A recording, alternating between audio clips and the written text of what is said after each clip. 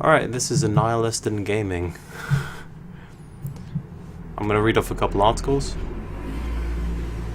and of those articles I'm going to see how much people really respect this art form. Alright, article. Games in 2008. Gaming's gone through its ups and downs over the last couple years. A flurry of dominating's happened. Fortnite wins, PUBG draws, big gaming publishers increased in size and other financial market storylines. Xbox has crashed, no longer the successor to the highly successful PS2 that dominated before. But who cares? Just because it's gaming doesn't mean I should care about Microsoft or Ubisoft and their extra gaming activities. Like, who cares? I'm not flippant enough to think that no one cares about Assassin's Creed or other games that Ubisoft puts out. My point is that I don't really need to know how well the biggest companies in gaming are doing. They're not underdogs. In fact, I'd rather see another company swap and take their place. A good review in games has become as worthless as what film reviews were. A token thing that you can shove onto a highly marketed trailer. So this is the paradox it creates. Instead of a gamer looking at a review and deciding they want to commit to buying a game, the gamer peruses Steam, where the gamer would previously be informed about the game, the difference between other games and that, and the style, maybe even ending up creating their own niche for games. There is none of that.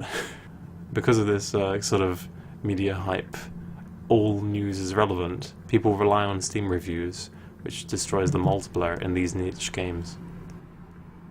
A good review in games has become as worthless as what film reviews were. A token thing that you can shove onto a highly marketed trailer.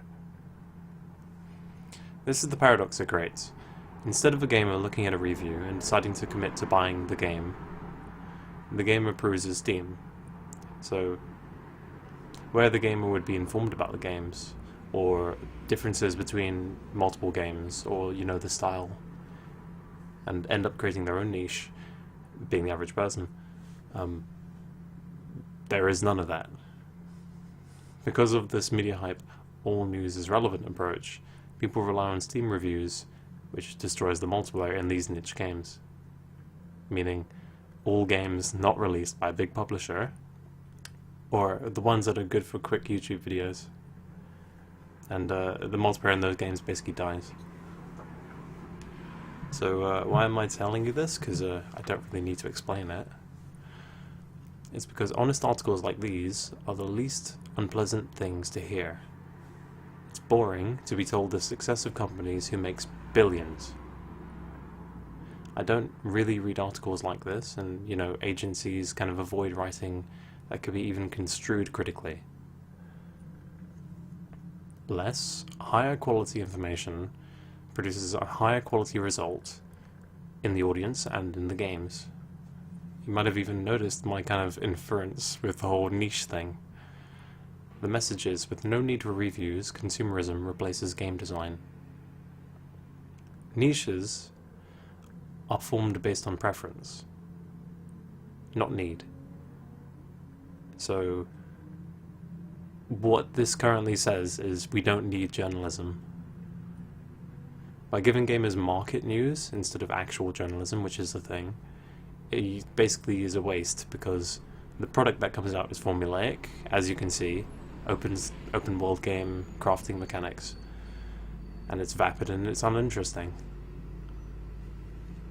I mean, No Man's Sky, if you explain it, it sounds boring. If you write a magazine article for No Man's Sky before it even came out, you could tell it was going to be boring. Wander around the vast nothingness of space, that's always good. It's the kind of thing that would sound great to somebody who had been given a high quantity of bad, irrelevant news. And yeah, multiplayer kind of relies on communities, and communities are less communities when they rely on the same information. You can't have a community for Halo and then a community for Bungie be any different to one another anymore, which is a sad fact.